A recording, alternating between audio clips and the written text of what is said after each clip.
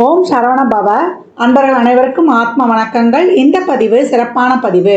ராகுக்கேது பயிற்சி பலன்கள். முன்னெல்லாம் சனி பயிற்சியை பார்ப்பாங்க, குரு பயிற்சியை பார்ப்பாங்க. இப்போ ராகுக்கேது பயிற்சிகளையும் ரொம்ப எதிர்பார்ப்பு அதிகமாக இருக்குது.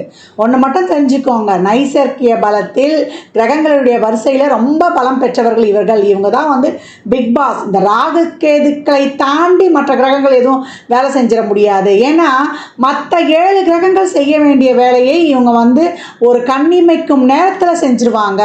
அவங்க ஒவ்வொரு வருடமும் வருகின்ற 1.5 வருடம் 18 மாதம் கழித்து அவங்க ஒவ்வொரு ராசியையும் ஆன்டி கிளாக் வைஸாக நம்மளுக்கு அவங்க சுற்றி வரும் பொழுது அந்த பாவம் தொட்டு நடைபெற வேண்டிய செயலை இவங்க பண்ணி முடிச்சிருவாங்க. அந்த கிரகம் பண்ண தாமதித்தாலும் எனக்கு தெரியலப்பா எப்படி தான் நடந்தது இந்த விஷயம்னு, கண்ணிமைக்கிற நேரத்தில் நடந்துருச்சுப்பா, எப்படி தான் நான் நல்லா தெளிவாக தாங்க இருந்தேன், எப்படி தான் அந்த பத்திரத்தில் சைன் போடுன்னு தெரில, நல்லா தாங்க கேர்ஃபுல்லாக தாங்க போனேன், இந்த வண்டி எப்படி தான் நான் தெரியாமல் ஒரு விபத்தில் மாட்டிடுச்சின்னு தெரியல அப்படின்னு சொல்கிறோம் இல்லையா. ரொம்ப நம்பினாங்க, இவன் ஏமாற்றிட்டு போயிடுவான்னு நான் நினைக்கல.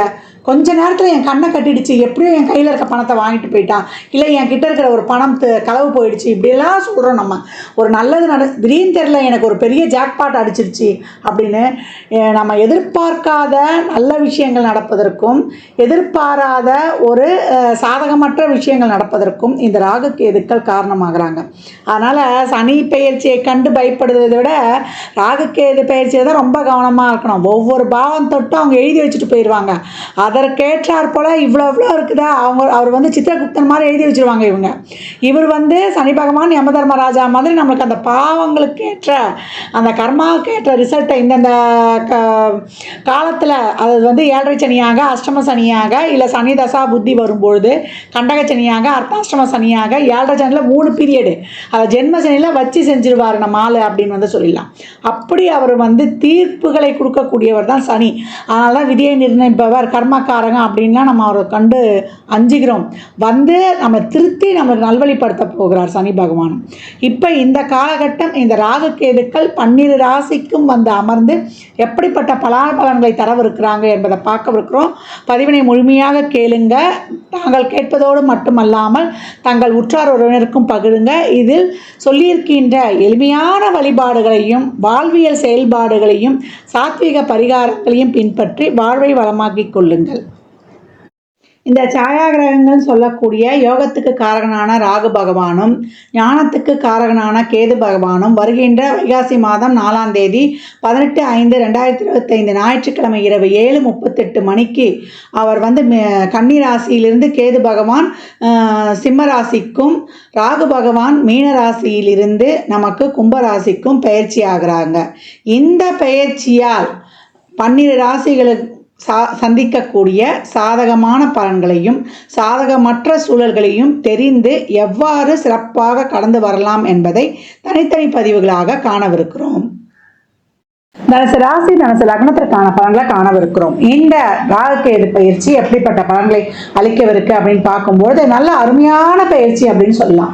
3ஆம் இடத்தில் வரக்கூடிய ராகு தடைக்கற்களை உடைத்து படிக்கற்களாக மாற்றவிருக்குது.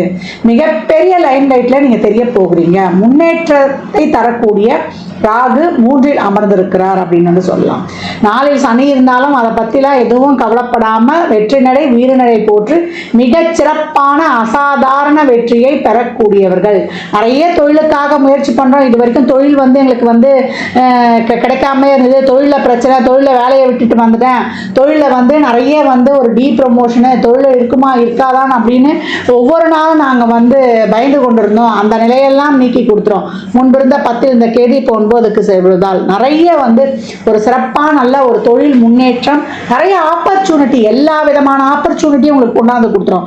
உங்கள் திறமையை வெளி உலகுக்கு காட்டும். எல்லாருமே உங்களை ரெக்கமெண்ட் பண்ணுற அளவுக்கு, ரெஃபர் பண்ணுற அளவுக்கு உங்களுடைய தனித்திறமை படம் காட்டப்படும் அப்படின்னு சொல்லலாம். இந்த காலகட்டம் உங்களுக்கு நடக்கக்கூடிய ஒவ்வொரு விஷயமும் ஒரு சின்ன ஒரு நெட்வொர்க்கில் இருந்தால் ஒரு பெரிய நெட்வொர்க்காக போய் நீங்கள் வந்து செயல்படுவீங்க. ஒரு சின்ன ஒரு சாதாரணமான ஒரு மனுஷனாக இருந்தால் உங்களுக்கு இப்போ மிகப்பெரிய ஒரு அசாதாரண வளர்ச்சி உங்கள் வாழ்க்கையில் ஏற்படும் அப்படின்னு சொல்லலாம். ஒரு 10 பேருக்கு தான் உங்களுக்கு தெரியும்னா இப்போ 1,00,000 பேருக்கு தெரியக்கூடிய அளவுக்கு மிகப்பெரிய லைம் லைட்டுன்னு சொல்லிட்டேன். அப்போ நீங்கள் எப்படி வந்து எஃபர்ட் போடணும்னு பாருங்கள். நீங்கள் எதுவாக ஆகணும்னு நினைக்கிறீங்களோ, இல்லை நீங்கள் வீட்டில் ஷைன் ஆகணும், இல்லை வெளி உலகத்தில் ஷைன் ஆகணும்னு நினைக்கிறீங்களோ, அந்த மாதிரி இந்த காலகட்டம் நீங்கள் வந்து ஷைன் ஆகிடுவீங்க. உங்களுடைய ஒவ்வொரு முயற்சிக்கும் ஒரு சப்போர்ட்டு நிச்சயம் உண்டு. உங்களுக்கு குழப்பம், உங்களுடைய பிரச்சனை இதையெல்லாம் தீர்த்து வைக்க இறைவன் ஒருத்தரை வந்து உங்களுடைய அனுப்பிச்சிடுவார். இறைவன் உங்க கூட இருப்பாருங்க. அப்போ இறைவன் நம்ம கூட இருந்தால் என்ன நடக்கும்? நம்ம கேட்கறதா நமக்கு கிடைச்சிடும். தொழில், திருமணம், வேலை வாய்ப்பு, அதே போல் நம்முடைய பொருளாதார வருவாய், நம்ம நிலையில் ஒரு படி மேலே உயர்றது, நம்முடைய நீண்ட நாள் கனவுகள், எண்ணங்கள், லட்சியங்கள் இதெல்லாம் வந்து நிறைவேறுவது, இதெல்லாமே ரொம்ப சிறப்பாக இருக்கும். எல்லா தடைகளும் நீங்கிடும். தொழிலில், திருமணத்தில், படிப்பில், ஒரு சுகஸ்தானத்தை பெருக்கிக் கொள்வதில், வண்டி வாகனங்களில் வந்து புதுசாக வாங்கிறதுல, அப்படி இருந்த வாழ்வில் நடக்கக்கூடிய அனைத்து விதமான பாக்கியங்களும் நல்ல செயல்களும் இப்போ வந்து தனுசுக்கு வந்து மிக சிறப்பாக நடக்கும் அப்படின்னு வந்து சொல்லலாம். நல்ல ஒரு வெளிநாட்டு கல்வி, வெளியூரில் போய் மாணவர்கள் நல்லா படிக்கிறது, நல்ல ஒரு எக்ஸாம்ஸ் எல்லாம் நல்லா ஒரு வெற்றி காண்றது, நல்ல தொழிலில் நல்ல ப்ரமோஷன், நம்ம மனசுக்கு பிடிச்சாமல் இப்போ நடக்கக்கூடிய விஷயங்கள் எப்படி இருக்குன்னா நடக்கிறதோடு மட்டும் இல்லாமல் மன நிறைவாகவும் இருக்கும். நம்ம எதிர்பார்த்தது நமக்கு இந்த காலகட்டம் கிடைக்கும். இப்போ உடல் ஆரோக்கியம்லாம் கொஞ்சம் சுகவீனமாக இருந்தவங்களுக்குலாம் இப்போ நல்ல உடல் ஆரோக்கியம் மேம்படுவது, வெளியூர் வெளிநாடுகளுக்கு பிரயாணம் இருப்பது, நீண்ட தூர ஆன்மீக பயணங்களை மேற்கொள்வது, இதெல்லாமே ரொம்ப சிறப்பாகவே இருக்கும். இந்த நடக்கக்கூடிய இந்த பயிற்சி வந்து உங்களை வெளி உலகத்துக்கு ஒரு புது இடத்துல வந்து உங்களை காட்ட போகுது அப்படின்னு வந்து சொல்லலாம். பெண்களாக இருந்தால் ஒரு சின்ன இதை ஆரம்பிப்பீங்க, அது உங்களை மிகப்பெரிய ஒரு அங்கீகார அடையாளத்தை வந்து சமூகத்தில் உங்களுக்கு உங்களை வாங்க வச்சிடும். தொழிலில் நீங்கள் அடையக்கூடிய இமாலய வெற்றியை வந்து எல்லாரும் பார்த்து வியப்பார்கள். என்னடா இவனை இவ்வளோ சீக்கிரம் இவ்வளோ பெரிய வெற்றி அடைகிறானே அப்படின்ற ஒரு மனசுக்குள்ளே இருக்கும். அதை வெளிக்காட்ட முடியாது இல்லையா? அந்த அளவுக்கு யாருடைய தடையும் இப்போ உங்களுக்கு வந்து உங்களை ஒன்றுமே பண்ண முடியாது. அதான் சொல்லியாச்சு, தடை கற்களை வந்து நீங்கள் படிக்கற்களாக மாற்றிக்கொள்ளிடுவீங்க அப்படின்னு சொல்லிட்டு மிகப்பெரிய அசாதாரண வளர்ச்சியை வெற்றி கொள்வீங்க, வெற்றி காண்பீர்கள். 3ஆம் இடம் என்பது நம்ம பேர் 4 பேருக்கு வெளியில் வர்றது, நம்ம லிஸ்ட்டில் நம்ம பேர் வர்றது, நம்மளுடைய நெய்பர், நம்முடைய கான்டாக்டு, நம்முடைய சர்க்கிள், மிகப்பெரிய ஒரு வளர்ச்சி, ஒரு பெரிய வட்டாரத்தில் நம்ம தெரிவது, இதெல்லாமே ஒரு சின்ன வயசு ஒரு குழந்தையிலேருந்து ஒரு 90 வயது குழந்தை வரைக்கும் நீங்கள் எதெல்லாம் சாதிக்கணும்னு நினச்சிங்களோ, எதெல்லாம் பிளான் பண்ணணும்னு நினச்சிங்களோ, உங்களுடைய திட்டங்கள், உங்களுடைய செயல்பாடுகள், உங்களுடைய சிந்தனைகள் அனைத்தும் இப்போ வந்து இறைவனுடைய பரிபூர்ண அருட்கடாட்சத்தால் இப்போ வந்து உங்களுக்கு சிறப்பாக வந்து முன்னேறும். எனக்கு ஹெல்ப் பண்ணலன்றதுனால போய் உங்களை தானாகவே எல்லாமே தேடி வரும். நீங்கள் ஒரு முயற்சியை எடுத்து வெளியில் போனீங்கன்னா அதை வெற்றி கொண்டு தான் நீங்கள் வீடே திரும்பி வருவீங்க. அப்ப தனுசுக்கு ஆண் பெண் இருவருக்கும் இந்த காலகட்டம் நல்ல ஒரு தொழில், நல்ல ஒரு பொருளாதார வளர்ச்சி, நல்ல வந்து ஒரு பொருளாதார முன்னேற்றம், உங்களுக்கு நல்ல ஒரு உடல் ஆரோக்கியம், உங்களுக்கு நல்ல ஒரு வண்டி வாகனம், இது திருமண பாக்கியம், குழந்தை பாக்கியம், என்னென்ன முயற்சிகள் நீங்க போடுறீங்களோ அனைத்திலுமே உங்களுக்கு வந்து 100% முழுமையான வெற்றியை தருவதற்காக இந்த உபஜயஸ்தானத்தில் வந்திருக்கக்கூடிய ராகுவும் பாக்கியத்தில் வந்திருக்கக்கூடிய கேதுவும் அத்தாரிட்டி சைன் போட்டு கொடுத்துறாங்க கிரீன் இங்க்ல. அப்போ எப்படி இருக்கும்? அதற்கேற்றாற் போல உங்களுடைய குருவும் வந்து உங்களுக்கு 7ல் அமர்ந்து உங்களுக்கு சிந்தனை தெளிவையும் கொடுத்து உங்களுக்கு மிகப்பெரிய லாபம், செல்வ வளமையும் கொடுத்து உங்களுக்கு வந்து கர்மாவையும் தீர்த்து முழு பலன்களையும் பெற வைக்க போகிறாங்க. இதை விட உங்களுக்கு சிறப்பு என்ன? அப்போ தனுசு ராசி லக்னக்கார அன்பர்கள் இந்த காலகட்டம் நிறைய தான தர்மம் பண்ணுங்க. ஒவ்வொரு அச்சீவ்மெண்ட் பண்ணும்பொழுதும் ஒரு தானமோ ஒரு தர்மமோ தாராளமாக நீங்க செய்ய செய்ய உங்க வாழ்க்கையில் மிகப்பெரிய உயர்வை வந்து இந்த காலகட்டம் அடைவீங்க. ஏழை எளியவருக்கு, துப்புரவு பணியாளர்களுக்கு, தூய்மை காவலர்களுக்கு, வயதானவர்களுக்கு, ஆதரவற்ற இறைவனுடைய குழந்தைகளுக்கு அப்படின்னு எவ்வளோக்கு எவ்வளோ சர்வீஸ் நீங்கள் பண்ணுறீங்களோ, ட்ரஸ்ட் ஈடுபாடோடு செய்கிறீங்களோ, வாயில்லா ஜீவங்களுக்கு தருவீங்களோ, உங்களுக்கு தர்மம் தான் இந்த காலகட்டத்தில் வந்து உங்களுக்கு வழிபாடு. இந்த இறைவனை வணங்குறீங்களோ இல்லையோ 4 பேருக்கு வந்து நீங்கள் எவ்வளோக்கு எவ்வளோ அது அன்னதானமாகவும் இருக்கலாம், இல்லை உங்களுக்கு ஒரு அறிவு தானமாகவும் இருக்கலாம், இல்லை ஒரு மருத்துவ உதவியாகவும் இருக்கலாம், இல்லை ஒரு பொருளாதார பொருளாதார உதவியாகவும் இருக்கலாம். எவ்வளோக்கு எவ்வளோ நீங்கள் தானம் பண்ணுறீங்களோ, நீங்கள் எவ்வளோக்கு எவ்வளோ சேவை ஆத்மார்த்தமாக சேவை செய்கிறீங்களோ அவ்வளோக்கு அவ்வளோ உங்கள் வாழ்க்கையில் வந்து நீங்கள் அடுத்த கட்ட நகர்வை நோக்கி செல்வீங்க. இல்லைம்மா எங்களுக்கு ஒரு மாதிரி ஒரு சிலருக்குலாம் வந்து தசாபதிலாம் சிறப்பாக போகலாம், கொஞ்சம் மன அமைதியாக வேணுன்றவங்க மட்டும் மெடிடேஷன் யோகா எடுத்துக்கோங்க. அதே போல் கரெக்டான நேரத்துக்கு சாப்பிட்டு தூங்குங்க. இதை தவிர்த்து தனுசுக்கு எந்த இறை வழிபாடுமே கிடையாது. எல்லா ஜீவன்களையும் ஒரே ஜீவனாக நினைத்து ஒரு கட்டுப்பாட்டுக்குள்ள, ஒரு வரைமுறைக்குள்ள, ஒரு டிசிப்ளின்குள்ள, ஒரு நியதிக்குள்ள, ஒரு வரைமுறைக்குள்ள, ஒரு ஒழுக்க கோட்பாடுக்குள்ள உங்களை உட்பகுத்தி டைமை ஃபிக்ஸ் பண்ணி சிறப்பாக செயல்பட்டு அனைத்து விதமான நற்பலன்களையும் உங்களுக்குரியதாக்கி வெற்றி பாதையில் வீறுநடை போடுங்கள். இந்த பலன்கள்லாம் கோள்களின் கோச்சார நகர் வைத்து சொல்லப்பட்டிருக்கு. உங்கள் சுய ஜாதகத்தில் இப்போ என்ன தசாபுத்தி நடக்குது, அது எதற்காக உங்களுக்கு ஊக்கப்படுத்துது, திருமணம், குழந்தை பாக்கியத்திற்கா இல்லை பொருளாதார முன்னேற்றத்திற்கா என்பதெல்லாம் உங்கள் சுய ஜாதகத்தை ஆய்வு செய்வதன் மூலம் மட்டுமே நாம் தெளிவாக அறிந்து கொள்ள முடியும். தனுசு ராசி லக்னக்காரர்கள் நீங்கள் பிறந்த கிழமையோ இல்லை சனிக்கிழமையோ இல்லை வியாழக்கிழமையோ இல்லை ஞாயிற்றுக்கிழமையோ நீங்கள் எப்பெல்லாம் வந்து இயலும்போதெல்லாம் இல்லை மாத பிறப்பு, பௌர்ணமி, அமாவாசை, இப்படி எப்பெல்லாம் உங்களால் வந்து அன்னதானம் பண்ண முடியுதோ தாராளமாக பண்ணுங்கள். அன்னதானம் பண்ணும்போது ஒரு ப்ரொசீஜரே சொல்லியிருப்பேன் நான். ஒரு வாட்டர் பாட்டில் தண்ணி, எலுமிச்சங்காய் ஊறுகாய், ஒரு இனிப்போட மேலே 11, 21, 51 இதெல்லாம் உங்கள் சக்தி கேட்டாற் போல் அந்த சில்லறை பணம் வைத்து கொடுக்கும் பொழுது பாருங்கள், ஏழையின் சிரிப்பில் இறைவனை காணலாம். அஷ்டலக்ஷ்மியும் உங்கள் வீட்டு வாசலில் வந்து உங்களை குடியே இருக்கும் அப்படின்னு வந்து சொல்லிடலாம். இதான் எளிமையானது. இறைவனை ஏழைகளுக்கு வந்து சேவை செய்யும்போது அவங்களுக்கு மனநிறைவை தரும்போது அங்கே இருப்பான் இறைவன். இறைவன் நம்ம கூட இருந்தால் நமக்கு என்றுமே வெற்றி தான். இதான் வந்து லாஜிக்கு. இதுக்கு மேலே என்ன இருக்குது சொல்லுங்கள். தனுசு ராசி லக்னக்கார அன்பர்களுக்கு என் மனமார்ந்த வாழ்த்துக்களை தெரிவித்துக் கொள்கிறேன். 12 ராசிகளுக்கும் ராகுகேது பயிற்சிக்குரிய பலன்கள் சொல்லப்பட்டிருக்கு. இந்த ராகுகேது பயிற்சி பலன்கள் உங்கள் சுய ஜாதகத்தில் இப்போ ராகு எங்கே வந்திருக்கிறாரு, கும்பத்துக்கு வந்திருக்கிறாரு, கேது சிம்மத்துக்கு வந்திருக்கிறார். இதே இடத்தில் உங்களுக்கு எந்த ராசி லக்னமாக இருந்தாலும் அந்த இடங்களில் ஒரு கிரகம் இருந்தால் மிகப்பெரிய பாதிப்பை உங்களுக்கு ஏற்படுத்தும். அதே போல் சனி தசா, ராகு, கேது புத்தி, இல்லை சூரியனுடைய அந்தரமோ இல்லை சந்திரனுடைய தசா புத்தி அந்தரமோ அது நடந்து இந்த இடங்கள் கிரகம் இருக்கும்போது மிக ஜாக்கிரதையாக, மிக கவனமாக ஒவ்வொரு அடியும் எடுத்துக்கணும். இதெல்லாம் வந்து பொது பலன்கள் தான். உங்கள் சுய ஜாதகத்தை ஆய்வு செய்யும் போது இன்னும் சிறப்பாக வந்து நம்ம வந்து ஹேண்டில் பண்ணிடலாம். பொதுவாக இப்போ வந்திருக்கக்கூடிய ராகுவும் இப்போ வந்திருக்கக்கூடிய கேதுவும் நமக்கு என்ன சொல்கிறாங்கன்னா, ராகு நீங்கள் உங்களுடைய அறிவுத்திறமையை வளர்த்துக்கோங்க, உங்களை நீங்களே வந்து டெவலப் பண்ணிக்கோங்க. நீங்கள் ஷேர் பண்ணுற விஷயங்கள், கம்யூனிகேஷன், ஒரு வாட்ஸ்அப்போ, ஒரு ஃபேஸ்புக்கோ, இல்லை ஒரு ட்விட்டரோ, ஒரு இன்ஸ்டாகிராமோ நல்ல விஷயங்களை ஷேர் பண்ணுங்க.